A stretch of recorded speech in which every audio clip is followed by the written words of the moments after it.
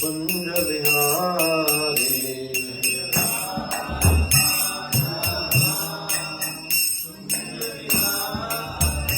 Radha Madhava Kunja Bihari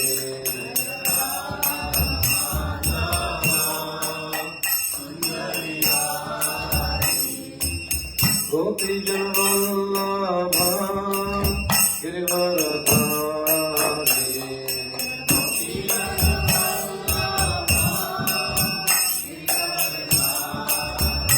Jaya Gopi Javallabha Girivaradhari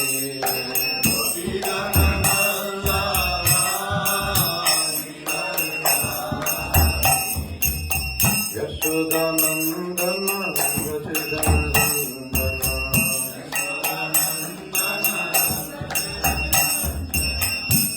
Yashodanandana Vrajadandana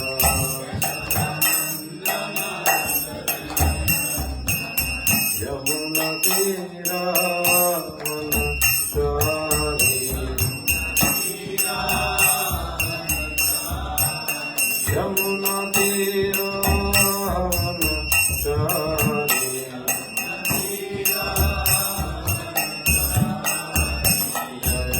Radha Madhava Kunja Bihari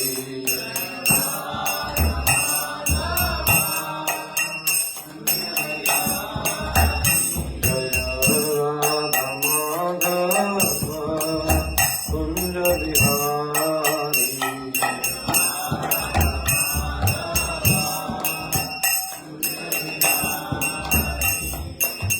Gopi Jana Vallabha Girivaradhari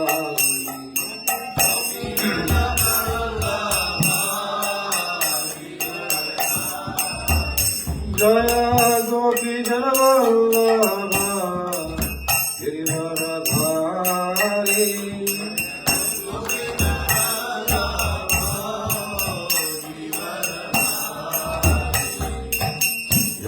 Yashodanandana Vrajadandana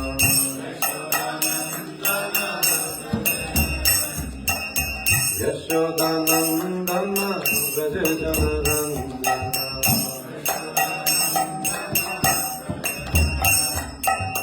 Yashodanandana Vrajadandana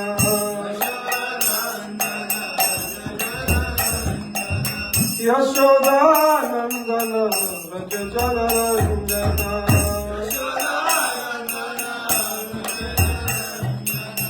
Yamuna Tiravana Chari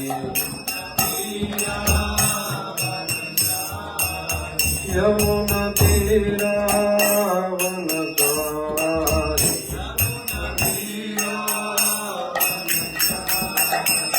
Jaya Radha Madhava Kunja Bihari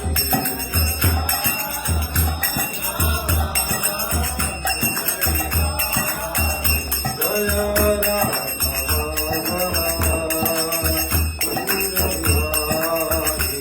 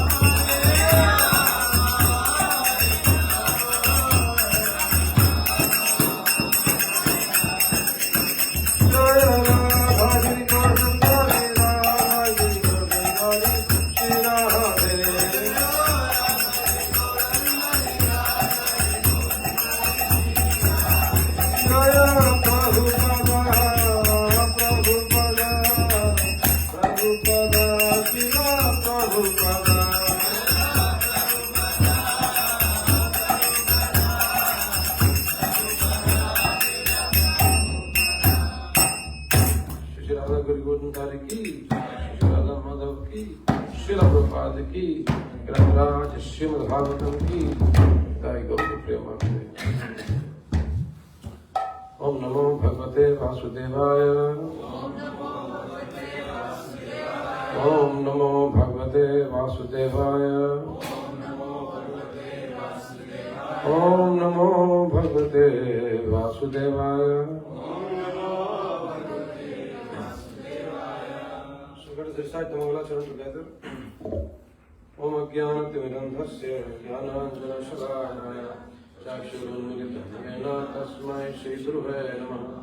Shri Chaitanya Manobhishtam Sthapitam Yena Bhutale Swayam Rupa Kadamahyam Dadati Swapadantikam Vandeham Shri Guru Shri Tapatakamalam Shri Guru Vaishnavamscha Shri Rupam Sagrajatam Sagana Raghunathanitam Tam Sajivam Sadvaitam Savadhutam Parijanasahitam Krishna Chaitanya Devam Shri Radha Krishna Padam Sagana Lalita Shri Vishakanitam Shri He Krishna Karuna Sindho Dinabandho Jagatpate Gopesha Gopika Kanta Radha Kanta Namaste Tapta Kanchana Gaurangi Radhe Vrindavaneshwari Rishabham Skride Pranamami Hari Priye Panchakalpatarubhyascha Kripasindhubhyaeva cha Patitanam Pavanebhyo Vaishnavebhyo Namo Namah. Jai Shri Krishna Chaitanya Prabhu Nityananda Shri Advaita Gadadhara Shivasadi Gaur Bhaktivinoda Hare Krishna Krishna Krishna Hare Hare Hare Rama Rama Rama Hare Hare. Thank you everyone for coming. We continue the glorification of Srīmad Bhāgavatam, Canto 1, the creation, chapter 17, punishment and reward of Kali, and verse number 42. So today I was thinking these are the last 3-4 verses in this chapter, so Krishna willing, we might be able to complete this chapter today. 1:17:42, please repeat after me. Vrishasya nastam strinpadam Tapaha shaucham dayamiti Prati sandadadashvasya Mahim cha sambardhaya Vrishasya nashtam strinpadam Tapaha shaucham dayamiti Prati sandada ashvasya Mahim cha sambardhaya Vrishasya nashtam strinpadam Tapaha shaucham dayamiti Prati sandada ashvasya Mahim cha sambardhaya.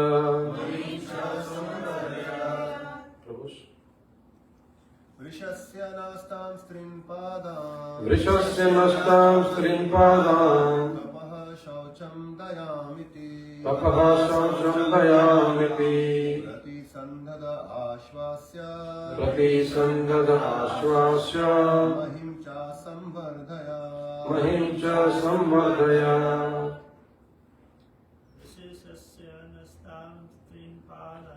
Vrishasya nastam strinpadam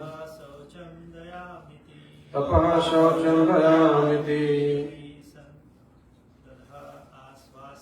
prati sandada ashvasya mahim cha samvardhaya.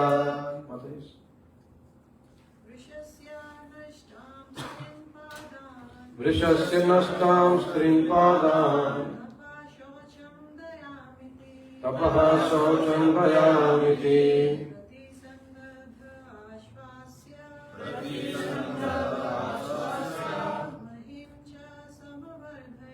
mahim cha samavardhaya.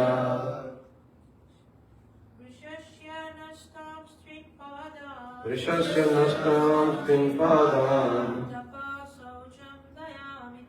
tapaha shaucham dayamiti prati sandada ashvasya mahim cha samvardhaya. Synonyms, translation purport by His Divine Grace, A.C. Bhaktivedanta Swami Srila Prabhupada, Srila Prabhupada ki jai. Vrishasya of the bull, the personality of religion. Nashtan, lost. Strin, free. Padam, legs. Tapaha, austerity. Shaucham, cleanliness. Dayam, mercy. Iti, thus. Pratisandade, re-established. Ashvasya, by encouraging activities. Mahim, the earth. Cha, samvardhayat, perfectly improved. Thereafter the king re-established the lost legs of the personality of religion, the bull, and by encouraging activities, he sufficiently improved the condition of the earth. Purport. By designating particular places for the personality of Kali, Maharaj Parikshit practically cheated Kali. In the presence of Kali, Dharma in the shape of a bull and the earth in the shape of a cow, he could actually estimate the general condition of his kingdom, and therefore he at once took proper steps to re-establish the legs of the bull, namely austerity, cleanliness and mercy. And for the general benefit of the people of the world, he saw that the gold stock might be employed for stabilization. Gold is certainly a generator of falsity, intoxication, prostitution, enmity and violence, but under the guidance of a proper king or public leader, or a brahmana or sannyasi, the same gold can be properly utilized to re-establish the lost legs of the bull, the personality of religion. Maharaj Parikshit, therefore like his grandfather Arjun, collected all illicit gold kept for the propensities of Kali and employed it in the Sankirtan Yajna as per instruction of the Srīmad Bhāgavatam. As we have suggested before, one's accumulated wealth may be divided into three parts for distribution, namely 50% for the service of the Lord, 25% for the family members, and 25% for personal necessities. Spending 50% for the service of the Lord or for propagation of spiritual knowledge in society by way of the Sankirtan Yajna is the maximum display of human mercy. Very important. Is the maximum display of human mercy. People of the world are generally in darkness regarding spiritual knowledge, especially in regard to the devotional service of the Lord, and therefore to propagate the systematic transcendental knowledge of devotional service is the greatest mercy that one can show in this world. When everyone is taught to sacrifice 50% of his accumulated gold for the Lord's service, certainly austerity, cleanliness and mercy automatically ensue, and thus the lost three legs of the personality of religion are automatically established. When there is sufficient austerity, cleanliness, mercy and truthfulness, naturally Mother Earth is completely satisfied and there is very little chance for Kali to infiltrate the structure of human society. Srila Prabhupada ki jai, Bhaktivedanta Prabhupada ki jai. Narayanam namaskritya naram chaiva narottamam devim saraswatim vyasam tato jayam udirayet. Nashtaprayeshu bhadreshu nityam bhagavata sevaya bhagavati uttam shloke bhaktir bhavati naishtiki. So here Maharaj Parikshit is assessing the situation. He's saying, okay, now Kali is going to be here. Yeah, Dharma is going to be here. And Mother Earth is going to be here. So what should I do? And we can actually see for ourselves also similar situation. We also know that Kali is going to be there. Kali's influence is going to be there. Our weak hearts are going to be there. You know, this is very important that we assess the situation. Because many times, I always think for many years, I've been practicing Krishna consciousness, and I always wanted to push myself to make me understand that whatever I do doesn't become a ritual.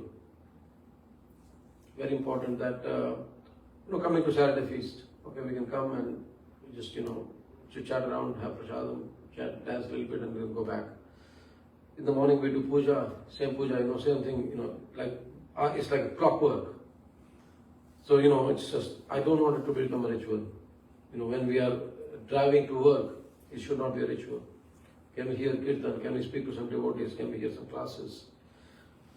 So this is, when we assess the situation all the time, then we should understand that yes, these are the forces against us, and these are the capacities which Krishna has given us. As we know, that what we are is Krishna's gift to us, but what we become is our gift to Krishna. Yes, what we are is Krishna's gift to us. Krishna has given us, all the limbs working, some intelligence, some willingness, some determination. These things are there. But then from here, what we become is our gift to Krishna, because it has to be a loving exchange. One term which, it's been there for quite some time, but the modern management, especially in entrepreneurs and business people, use is environmental scanning. When we talk of environmental scanning, means they scan the environment which is there presently, and then they also understand what is going to happen in the next 2, 5, 10, 15 years. We think that, okay, technology has changed and, it's brought a big change, but it's not a big thing. Same things were there before. Even before Industrial Revolution, Ahar, Nidra, Bhai, Maithun was there, and, the three miseries were there, everything was there. Same thing is continuing now. We just too much involved in that, so we think, oh, it's, too much. Internet has taken over the life of people. Yes, it has, but these things were going on a little bit. Now, if we zoom out a little bit, last, as I mentioned yesterday, last few weeks, we have been hearing about Kali. And then I said yesterday, I forgot Hari. So much of Kali we heard that we are forgetting Hari. Yeah? So if we zoom out a little bit and then we see with the association of Bhāgavatam, today I'm going to put you all to test a little bit. One chapter, every chapter we see what we have studied so far, right? So, who remembers the first chapter? I mean, even I don't remember, but I've got the screen in front of me. So, questions by the sages. So, anyone wants to say, what did we learn from that chapter? You can refer to your notes, or you can just think of nothing. When we zoom out a little bit, you see this is what Bhāgavatam has taught us. And each one will come up with a different answer. So this is what we call assessing the situation. So question by the sages, what did we learn from that? What do you think? Just one thing. They were thinking of the future of the... Amazing, very nice. They were thinking of people sitting in Burbank here. Yeah, they were thinking of people sitting in the Kali Yuga. What's going to happen to them? Krishna has gone. What is going to happen to them? Very good, Father, thank you. Chapter 2 is Divinity and Divine Service. Of course, that's a beautiful chapter. I mean, for me, it's like the benchmark.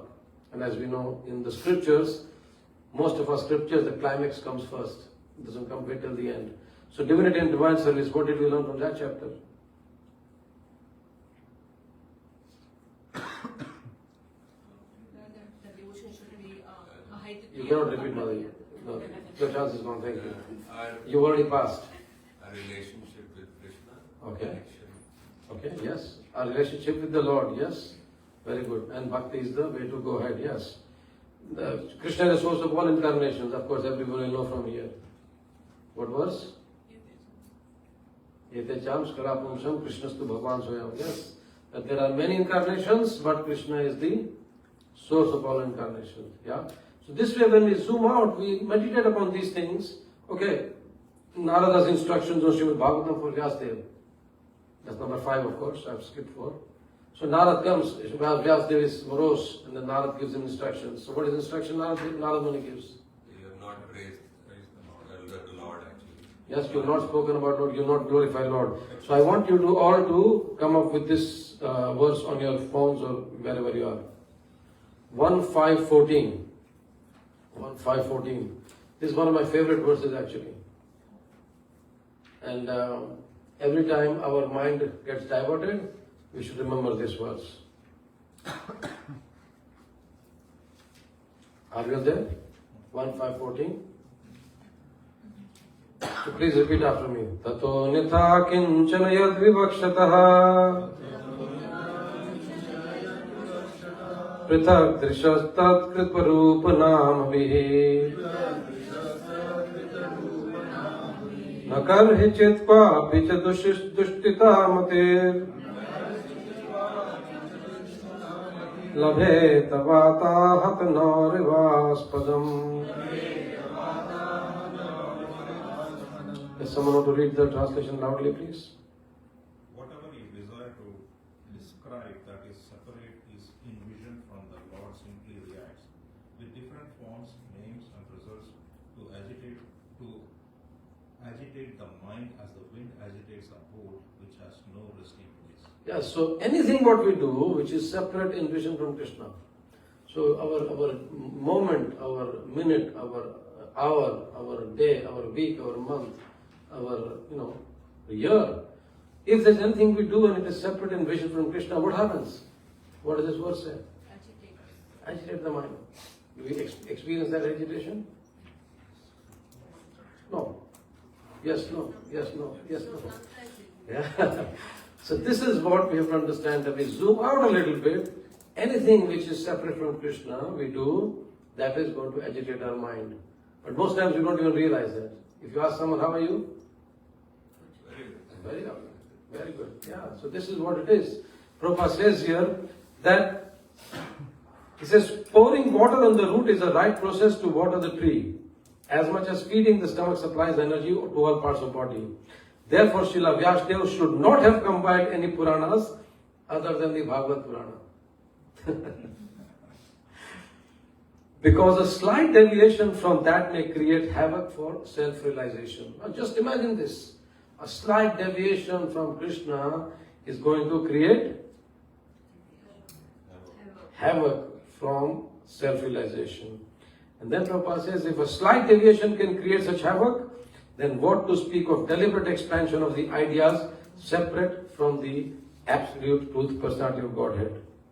And then of course Prabhupada goes on to speak about how demigod worship also is, the same thing, that we are diverting from the accurate direction for self-realization.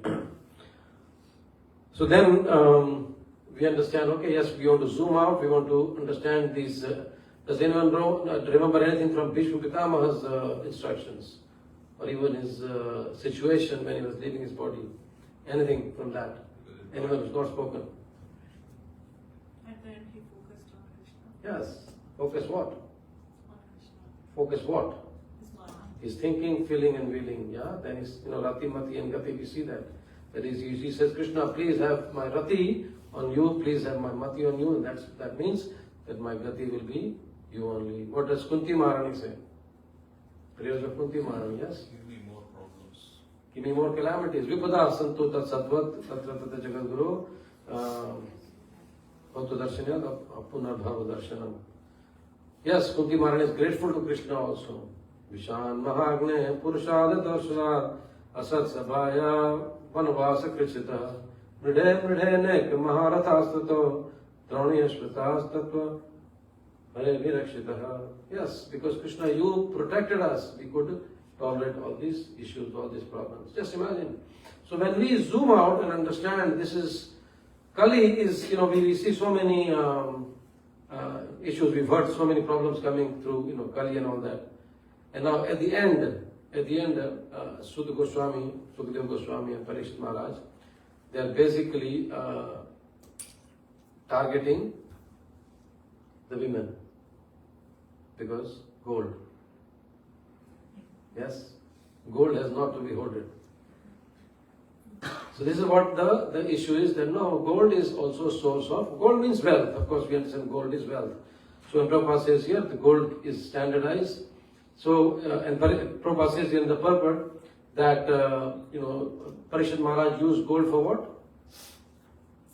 For Sankirtan Yagya, yes, for Sankirtan Yagya.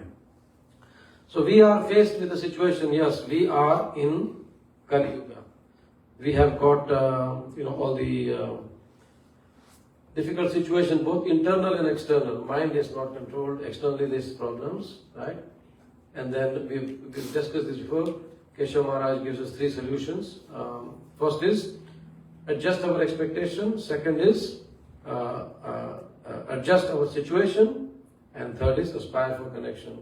So when we say adjust our expectation, when we live our life without Krishna consciousness, without Bhagavatam, we always have this expectation. Yeah?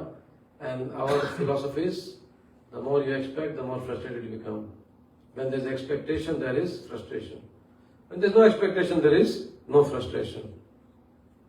But in the material world, Murphy's first law applies. What is that? What is Murphy's first law? I thought you've forgotten Bhagavatam, but these things we must remember, right? If anything can go wrong, it will. If anything can go wrong, it will. So this is what the world is. Expect the unexpected. Expect the unexpected. We used to live in Papua New Guinea, and the country's tagline was the land of unexpected. Anything can happen anytime there. It's almost like India. India can be called land of unexpected. So if we are going according to our life plan, and if we hear that unexpected is going to happen all the time, will we expect unexpected? Is it very disempowering? Come on, Prabhu, what I'm talking about is so depressing. But actually, no. The good news is that the happiness doesn't depend on external situation, but on our internal consciousness. Yeah? It depends on our internal consciousness. We are not going to be happy if we want to control the external world, but if we control our internal consciousness. And again, how can we control internal consciousness? By practice, by applying these simple things into practice. Rise early, chant your rounds, study Srīmad Bhāgavatam, hear Srīmad Bhāgavatam. One thing today I want to request every one of you, that yes, we hear every day, but spend 5-10 minutes on reading Prabhupada's books. When we actually hold Prabhupada's books and read it, it has got a very different effect. That's why Prabhupada said, in my purpose is my spiritual ecstasy. Just imagine Prabhupada, every day he is pouring his spiritual ecstasies into his purpose. We should take advantage of that. And then when we are asked to adjust our expectation, means yes, situation is going to be there. So instead of seeking perfect situation, what we should be seeking? Can I have perfect consciousness? Can I have perfect consciousness? Situation is going to be there all the time. Problems are going to be there all the time. Yes. And if you just calculate in your life last 5, 10, 15 years what problems came. Recently a couple of devotees, everything was going nicely and they lost their jobs. So then all hell breaks loose. This is going to happen. This is the world we live in. Yeah. Next is adjust our situation. Okay. Maharaj Parikshit, what situation was he in? Cursed to die in 7 days. Did he lament his impending death? No. Go to Ganga, hear from sadhus, and then make his life perfect. So when we understand that these unexpected occurrences are the master plan of the Lord. Yesterday you spoke about that this is the plan. We have to say yes to the plan. So this is the master plan of the Lord, and when we see that these are unexpected occurrences, What are these unexpected occurrences given to us for? To reconfigure our consciousness. Otherwise, our consciousness, what will happen? We'll go out from here and then get back into the same rut, same routine. Yeah. But then when you go out from here, like we are driving and then talking on the phone, then everything is nice. And suddenly someone cuts us off, and consciousness is I have to be more attentive.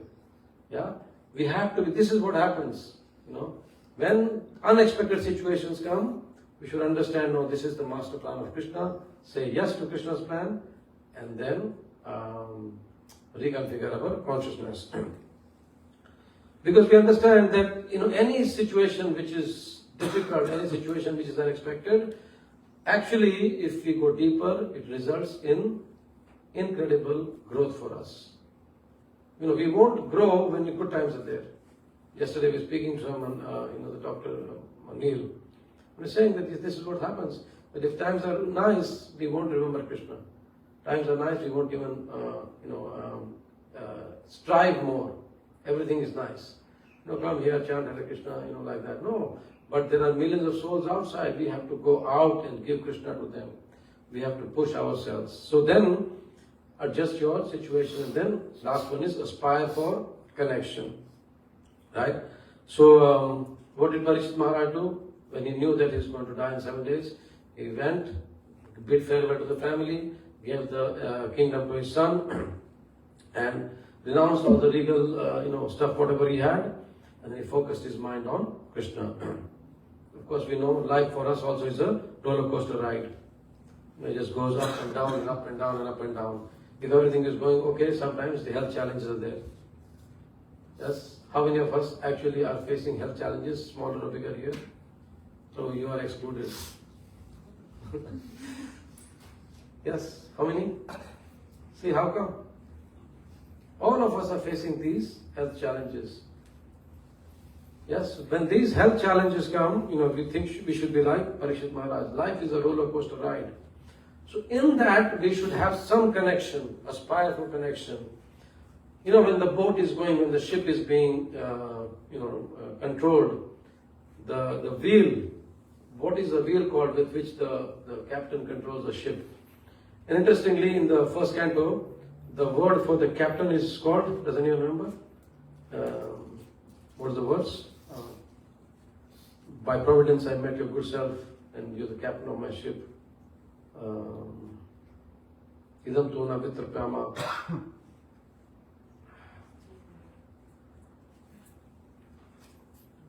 That's not coming.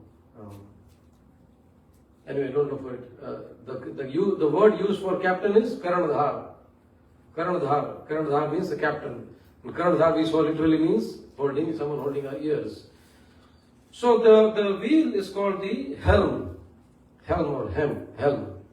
And we say someone is at the helm of the position of the situation. And we heard before that I saw a tattoo on someone's feet. One is the helm, one is the anchor. So helm, it was written that, oh Lord, please guide me. And anchor said, please don't tie me down. So for us, when we say that when we commit to our spiritual practices, this is our anchor. This is our anchor in the roller coaster ride. And we have mentioned again before many times that in his booklet, Diving Deep, Kadam Kanan Maharaj writes very nicely. He says, when there's an oil spill on the water, the fish who are diving deep in the spiritual practices do not get affected. So when we are deep into our spiritual practice, we won't be affected by these challenges, by these roller coaster rides. Now we have seen here, Kali has come, Kali is coming, Kali has come, and the next verse we'll see. I'll just read the translation. The most fortunate Emperor Maharaj Parikshit, who was entrusted with the kingdom of Hastinapur by Maharaj Yudhishthir, when he desired to retire to the forest, is now ruling the world with great success due to his being glorified by the deeds of the kings of the Kuru dynasty. So here the present tense is used. Suta Goswami is speaking to the sages of Naimisharanya. Of course, this has happened after Parikshit Maharaj is left. Yeah? But he's still using the present tense. So Prabhupada explains how the present tense is used. The prolonged sacrificial ceremonies undertaken by the sages of Naimisharanya were being begun shortly after the demise of Maharaj Parikshit. The sacrifice was to continue for 1000 years, and it is understood that in the beginning some of the contemporaries of Baladeva, the elder brother of Lord Krishna, also visited the sacrificial place. According to some authorities, the present tense is also used to indicate the nearest margin of time from the past. In that sense, the present tense is applied to the reign of Maharaj Parikshit here. For a continuous fact, also present tense can be used. The principles of Maharaj Parikshit can be still continued, and human society can still be improved if there is determination by the authorities. We can still purge out from the state all the activities of immorality introduced by the personality of Kali if we are determined to take action like Maharaj Parikshit. He allotted some place for Kali, but in fact Kali could not find such places in the world at all, because Maharaj Parikshit was strictly vigilant to see that there was no places for gambling, drinking, prostitution and animal slaughter. Modern administrators want to banish corruption from the state, but fools as they are, they do not know how to do it. They want to issue licenses for gambling houses, wine and other intoxicating drug houses, brothels, hotel, prostitution and cinema houses, and falsity in every dealing, even in their own. And they want at the same time to drive out corruption from the state. They want the kingdom of God without God consciousness. How can it be possible to adjust two contradictory matters? If you want to drive out corruption from the state, we must first of all organize society to accept the principles of religion, namely austerity, cleanliness, mercy and truthfulness. And to make the condition favorable, we must close all places of gambling, drinking, prostitution and falsity. These are some of the practical lessons from the pages of Srīmad Bhāgavatam. So each one of you will be allotted an area and you can go and close all the places of sin. Possible? No. So Prabhupada here, he says that yes, the present tense is used because it's, in Vrindavan if you go and if you're doing Golden Parikrama and if you ask someone, where's Radha Kund? It's just here. Even if it's 7 kilometers away, it's just here. And then like how we say, when did he go? Or he just left now. Just left now means, it can be 15 minutes, half an hour. It's all relative. So Prabhupada says, okay, the present tense is used. Sutta Goswami is describing this and to the sages of Naimisharanya and is explaining that this is, why, because the present tense is used because he has just done this and just gone. So it is very fresh. And Prabhupada very nicely he says here that the principles of Maharaj Parikshit can be still continued and human society can still be improved if there is determination by the authorities. Now we of course as devotees are also authorities in our own right. We are, society is looking up to us. When people come here, when we also greet them nicely, when they see things are happening nicely, they look up to us. Many times they also come, to find solution to their own problems. So when we have studied Bhagavatam very sincerely, then we can also help them out. Now, of course, Prabhupada says here that Maharaj Parikshit, he didn't allow any of these, the sinful places to exist in his kingdom, and that's why Kali had no place to stay. But then we see that after Maharaj Parikshit is gone, then all these places started to happen, right? And then Kali slowly infiltrated. Now mind you, don't think, my friends, that it is not going to happen to us. It's not going to happen to us. Please understand. And that is why we always say, please take spiritual life very seriously. Very seriously. Because in my very short life, I've also seen so many people come and go. So many people come and go. Devotional service is not easy. Prabhupada says, who said practicing devotional service is easy? Who said preaching is easy? No, very difficult. Why? Because the environment we are living in is completely against bhakti, completely against devotional service. we heard in a couple of previous verses that first of all, the influence of Kali is very strong, right? And what is the second point? In a couple of verses, remember in 2 verses in a row, I forgot. Actually, I spoke about that in the 2 verses. There are 2 very powerful forces working against us. But then, are we going to worry? Are we going to go out and close all these shops, all these sinful places? No. We are going to take shelter of the Lord. And currently, the incarnation of Krishna, the avatar of Krishna is Srīmad Prabhu. Kali Kale Nama Rupe Krishna avatar. So Krishna has come in the form of the holy name. Did you sing one bhajan sometime back? Harinam Atava Aneka Swarupa. Has anyone heard of that bhajan? It's a very beautiful bhajan. Basically, I think Bhaktivinoda Thakur sings that he's basically saying Harinam because, for us Harinam is Srīmad Prabhu, which is Harinam. Harinam Tav Aneka Swarupa. How does it go? Anyway, if someone can Google it, one person, not everyone, find out. So, when we chant in the morning, Srīmad Prabhu appears on our tongue daily. Yes? He appears every day, Krishna, harekrishna, harekrishna, Krishna, Krishna, Hare Hare, Hare Rama, Rama, Rama, Hare Hare. Now, the effectiveness of this mantra which we chant depends on the quality of our chanting. Yes? The same mantra we are all chanting. And same mantra many people are chanting. Same mantra is given for the entire Kali Yuga. But the efficacy depends on the quality of our chanting. It is not that when we put, when people think, if I'm going to chant Hare Krishna, I just chant and then finish my 16 rounds. It is not that the effort we put in to chant our mantra creates the effect of mantra. It is not that, no. But we have to take this effort to chant, to block, in fact, not to block the effect of the mantra. Mantra is going to have its effect. Yes? Please understand. When we take antibiotics, what happens? Do antibiotics also have some conditions? If you are given a course for 7 days, and usually after 1.5, 2 days, you get better. You feel much better. What happens then? What is the tendency? Stop. Okay. Then what happens? Relapse. Yeah. So there are conditions.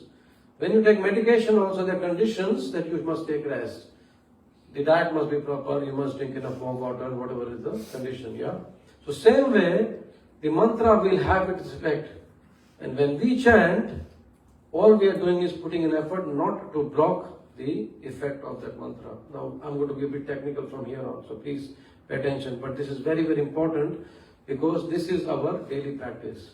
And when we want to invite Krishna, and actually after we analyze appearance of Krishna on our tongue every day, then we'll see how beautiful it is. How beautiful it is. So, in any relationship, what is the most important thing is that opening of our heart. When one opens one's heart to the relationship becomes very easy and becomes long lasting, it becomes very fruitful. So same thing with our relationship with Krishna.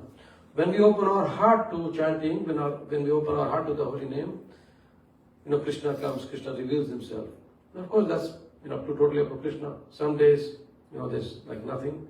Many days we chant, and at the end of the day we think, where was the devotion in the chanting? Where was the emotion in the chanting? Like it was just like a ritual. There's nothing there in the chanting. Was I chanting only the syllables, only the shells? Was I chanting the actual holy name? No. We have to contemplate like that. Dharmadhar Swami in his book Kirtan Sutra, he gives us 5 qualities of chanting. Simple, very simple, but very powerful. We can practice it every day. And the way he analyzes it, I like it very much. So, I thought it'd be nice to share. So what is the first quality of chanting? Be attentive. Yeah, we in the morning program we recite the 10 offenses, and as we know, the 11th offense, which is the mother of all offenses, and that is the inattentive chanting. So first quality is chanting. So our main focus in this step is to pay attention to the mantra itself. Hare Krishna, Krishna Krishna, Hare Hare, Hare Rama, Rama Rama, Hare Hare. Hare Krishna, Krishna Krishna, Hare Hare, Hare Rama, Rama Rama, Hare Hare. So first step is to focus on the mantra itself, right? Each syllable is important. So when you chant today, tomorrow, whenever, make sure that we hear each syllable, yeah? Now, if we understand, the mantra is made of how many words? 16. How many syllables? 32. Hare Krishna, Hare Krishna. So 32, very rhythmic first line, very rhythmic second line. Right? So there are 16 words, 32 syllables arranged in a very rhythmic way. Then they come in also pairs. Yeah? Hare Krishna, Krishna Krishna, Hare Hare, Hare Rama, Rama Rama, Hare Hare. So he explains like that the Maha Mantra also is arranged in such a way that it becomes poetic, it is rhythmic, there's pairs there, and as we also understand that in this mantra there is union there, and there is how there is union, how there is separation. Hare Krishna, and then Krishna Krishna, Hare Hare. Yes. Hare Krishna. So Radha and Krishna together. Hare Krishna again together. Then Krishna Krishna, Hare Hare. So there's separation there. Yeah. So there's union also, and there is separation also. Yeah. So then, when we are paying attention, when we understand this beauty, the poetic beauty of this Maha Mantra, then we taste the fruit at the end of the chanting.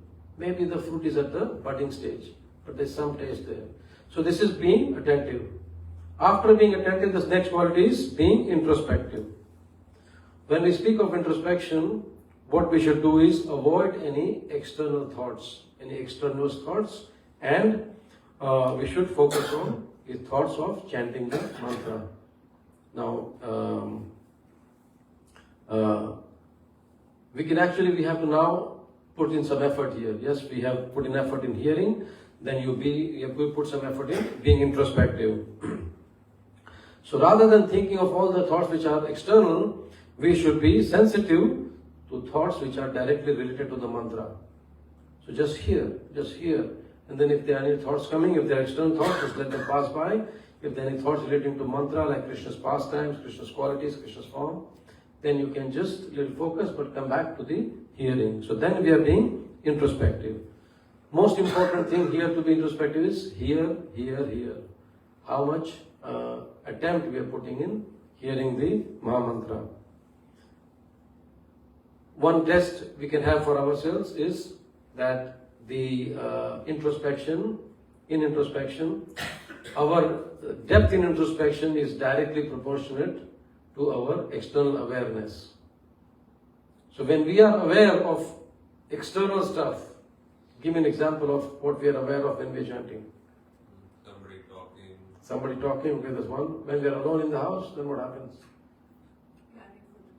Planning for the day, okay, what happens? Even externally, sound around you. Yeah.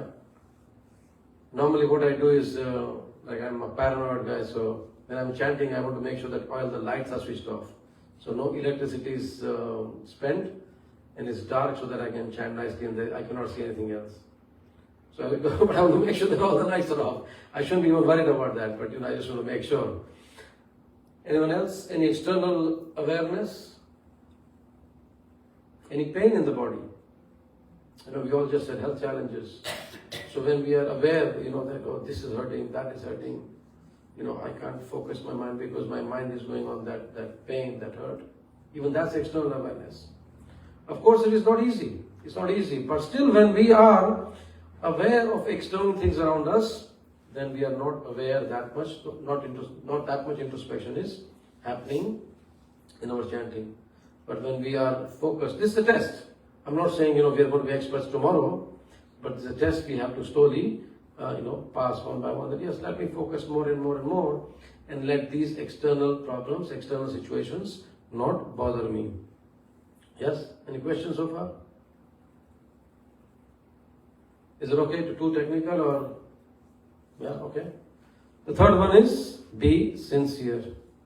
Yeah. Now that we are chanting and hearing all the syllables, Hare Krishna, Krishna Krishna, Hare Hare, Hare Ram, Ram Ram, Hare Hare. And we are also having some introspective alertness. That we are introspecting, we are alert, and we are also understanding the effect of the vibration. Because when we chant with sincerity, and Krishna reveals himself. And then the next step is to deepen the sincerity. So we are being attentive in chanting, we are being introspective in chanting, and then now we are deepening our sincerity. Yeah. So when we speak about deepening our sincerity, means focusing on the most important attitude of love. The most important attitude of love. We now understand that Krishna and his name are not different. Shri Radha Giri Govardhan Shri Radha Krishna are in those 32 syllables when we are chanting. Yeah? We should think, am I actually experiencing the presence of Krishna? Now the experience of Krishna and the prayer to Krishna will be at the same time.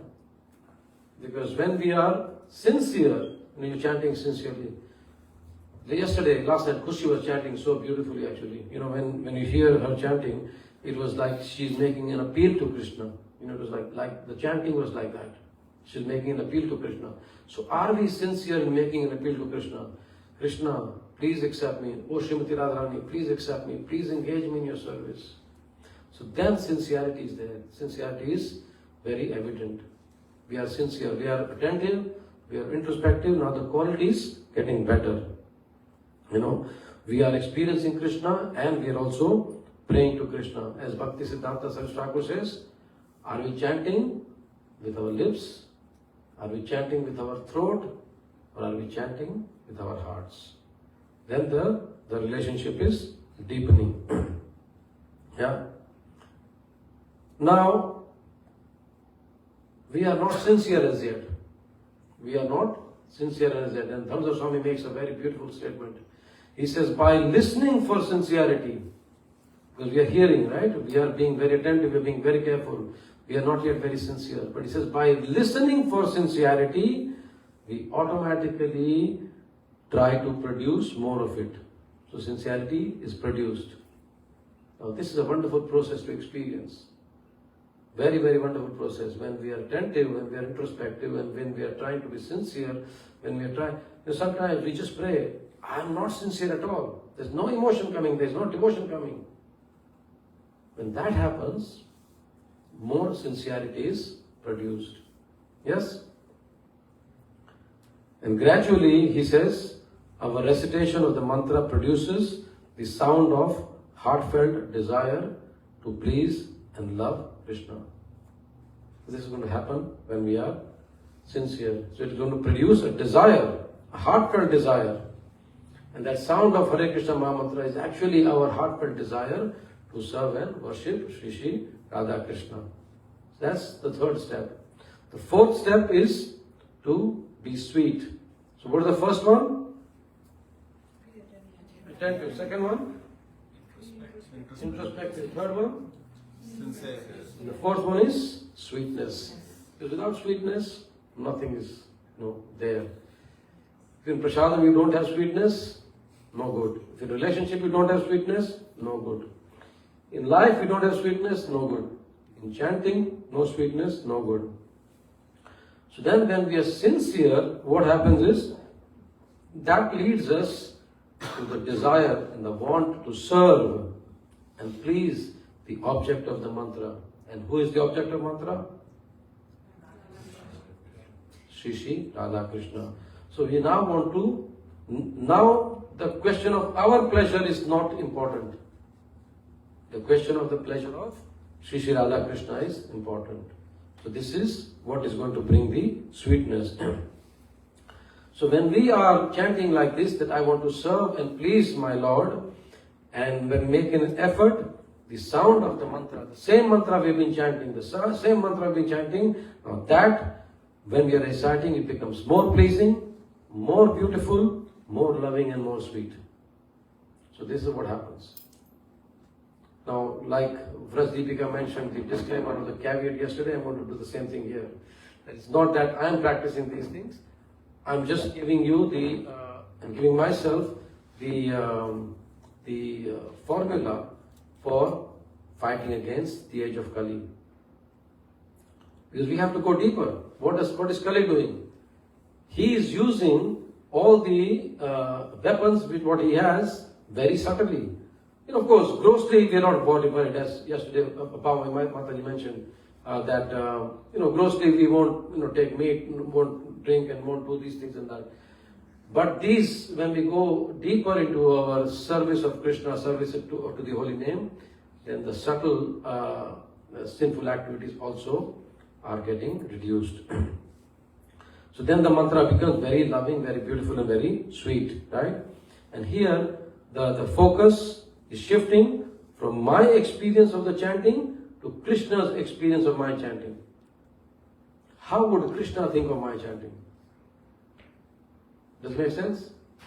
I'm saying, okay, no, yes, I'm being introspective, I'm being attentive, but what does Krishna think of my chanting? Is Krishna going to be attracted by my chanting? Is Krishna going to come? Is Krishna going to reveal himself? Suspense. That's number 4. Yes, attentive, introspective, sincere and sweet. And the 5th one is the depth of that sweetness, and it's called having longing. Having a longing. It's a very, very deep word, very amazing word. Generally, we don't have longing for anything. Sometimes we have material longings, there.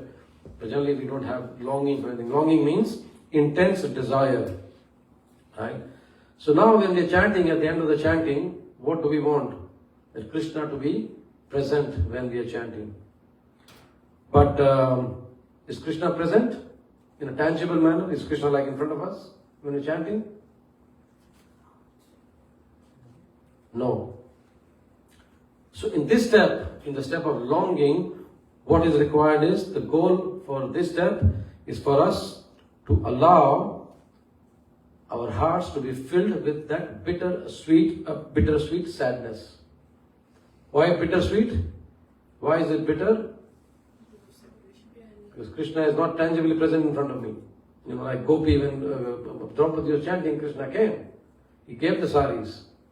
Right? When we are chanting, does Krishna come like that? No. Krishna doesn't come, so there's bitter, but there's still sweetness, right? Because we know that Krishna and the holy name are not different. So this is what we call the presence of bittersweet sadness. So this bittersweet sadness has to fill our hearts. And Maharaj writes, sadness generates need, and the need expresses itself as longing. Because we need Krishna to be present. Yes? And then we will cry for Krishna. And the need expresses itself as longing. And then he says, our main effort at this stage is to ignore all the other desires in our hearts and find that small voice of desire that longs for perfection in selfless divine love. So all the other thoughts, all the external thoughts, we don't want to have them. The only thought we want to have, the only focus we want to have is we want to be perfect in selfless divine love. This is the climax of chanting. This is the epitome of chanting. So at the end, we are not worried about what we did not accomplish, but what we did accomplish. Because you don't want it, like something as a, a doom exercise. No. Chanting is very beautiful. So we do not want to focus on, There's no emotion, no devotion. Krishna didn't come. I mean, what did I do for 2 hours? Like just waste of time. No. We have to focus on what we actually accomplished. We should be grateful to the holy name. We should be grateful to the Lord to appear on our tongues as the holy name. So when we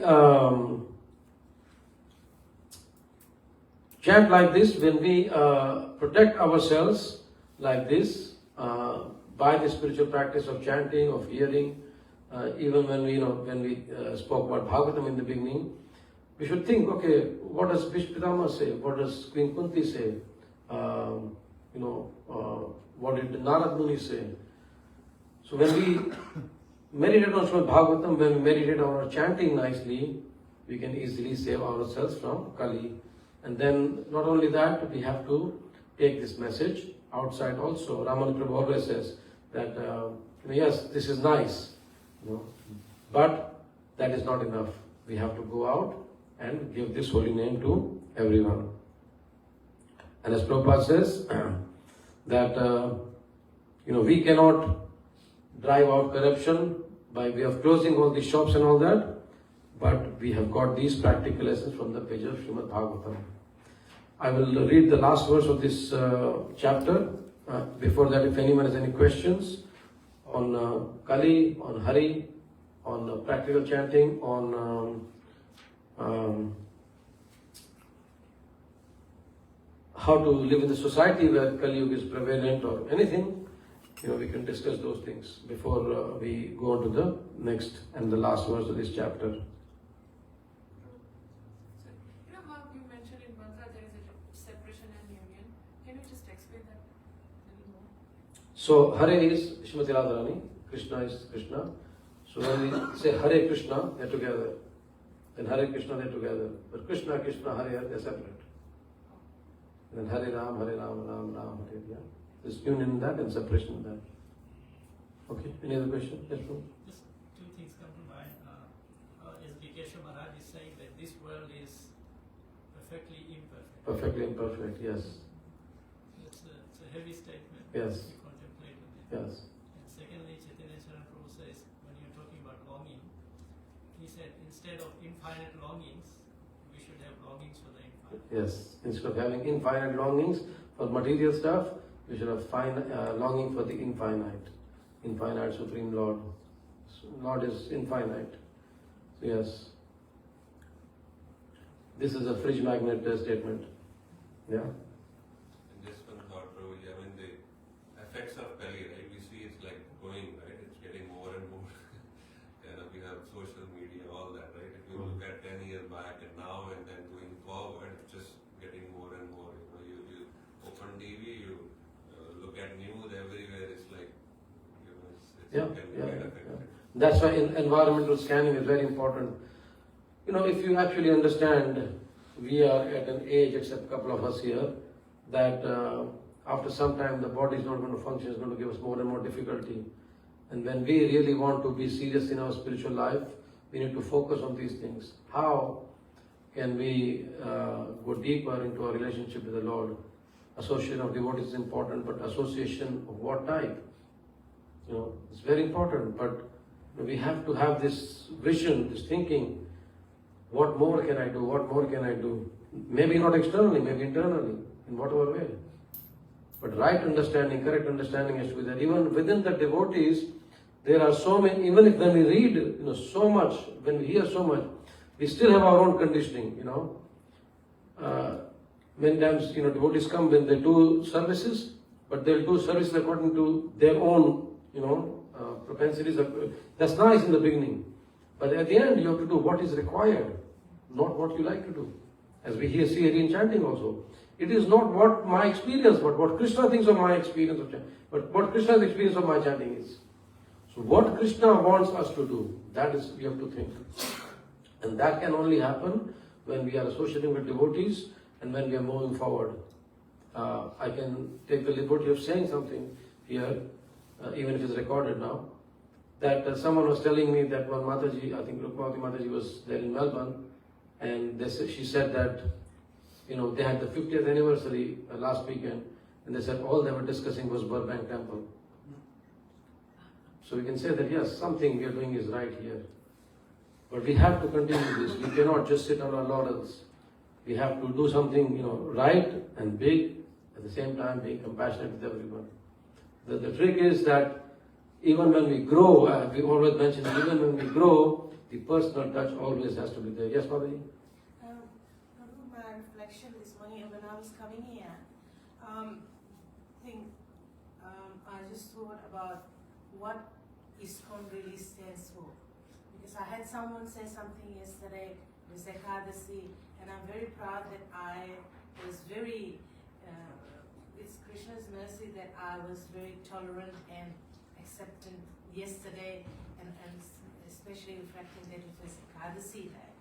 But what I was thinking coming here, thinking about what ISKCON really means.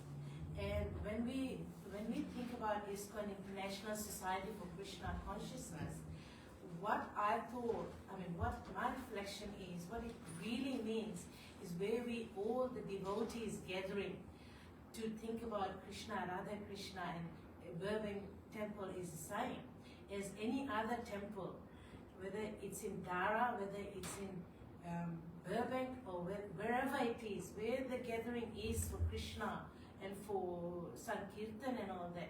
That's where ISKCON is. That's what ISKCON means. It's International Society for Krishna Consciousness, is the gathering of all the devotees for Krishna. And to, like now we are doing it. It doesn't matter where the venue is. What it means is we, each and every one of us are here talking about Radha Krishna.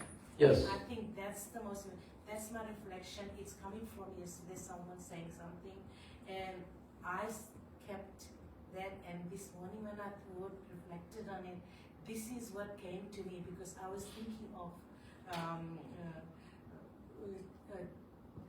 Tamal Krishna, and I was thinking about him and thinking, this is what he wants me to think about when I think about ISKCON. Yes, Prabhupada said that, wherever the names of Krishna are chanted, wherever there's worship Krishna happening, that is ISKCON. Prabhupada, I was trying to look for it, I couldn't find it. If someone can find out, later on I'll message it to you. Prabhupada said it very clearly, so there's no doubt about it. So yes, the main thing is that for us, we have to save ourselves against Kali, and Kali is not going to be being kind to us that, you are my very good friend, I'll be leaving you alone. You can just progress in your bhakti and you can, be nice. No, Kali is not going to do that. The more advanced we become, the more subtle the attacks of Kali is going to be. So we have to be also preparing ourselves with our own weapon which Mahaprabhu has given us of the holy name. So last verse of this chapter, Maharaj Parikshit, the son of Abhimanyu, is so experienced that by dint of his expert administration and patronage, it has been possible for you to perform a sacrifice such as this. So Sutta Goswami is telling the sage of Naimisharanya that because of Maharaj Parikshit who just left, and he's put Kali at bay, you have been able to perform a sacrifice such as this. For us, same thing. By Prabhupada's grace, we have been able to put Kali at bay because of our following of Srila Prabhupada. So purport, the Brahmanas and the Sannyasis are expert in the spiritual advancement of society, whereas the Kshatriyas or the administrators are expert in the material peace and prosperity of human society. Both of them are the pillars of all happiness, and therefore they are meant for full cooperation for common welfare. Maharaj Parikshit was experienced enough to drive away Kali from his field of activities and thereby make the state receptive to spiritual enlightenment. Very important. Maharaj Parikshit was experienced enough to drive away Kali. We are not experienced enough, should we take shelter? We take shelter of Prabhupada. If the common people are not receptive, it is very difficult to impress upon them the necessity of spiritual enlightenment. This is the age of Kali we live in. If the common people are not receptive, it is very difficult to impress upon them the necessity of spiritual enlightenment. Austerity, cleanliness, mercy, and truthfulness, the basic principles of religion, prepare the ground for the reception of advancement in spiritual knowledge. And Maharaj Parikshit made this favorable condition possible. Thus the rishis of Naimisharanya were able to perform the sacrifices for 1,000 years. In other words, without state support, no doctrines of philosophy or religious principles can progressively advance. There should be complete cooperation between the Brahmanas and the Kshatriyas for this common good. Even up to Maharaj Ashok, the same spirit was prevailing. Lord Buddha was sufficiently supported by King Ashok, and thus his proper cult of knowledge was spread all over the world. Thus ends the Bhaktivedanta, the purpose of first canto, 17th chapter of the Srimad Bhagavatam, entitled Punishment and Reward of Kali. So Prabhupada again says that Maharaj Parikshit was he did everything possible to drive away Kali. In our case, more than almost 5,000 years have gone. Prabhupada says here that up to King Ashok's time, these principles were prevalent very much. These principles were not so obvious, but now they are just everywhere. And for us, we cannot go out and close the shops, but we have to close our hearts to Kali. When Kali knocks on the door, you can say, no, you cannot come in. It's 8:55. Any questions or comments? Yes, please.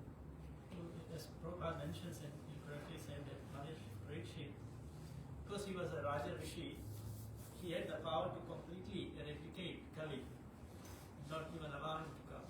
But because he was a Raja Rishi, he could understand that this is the plan of the Lord. Yes. So he went with the plan of the Lord. Yes.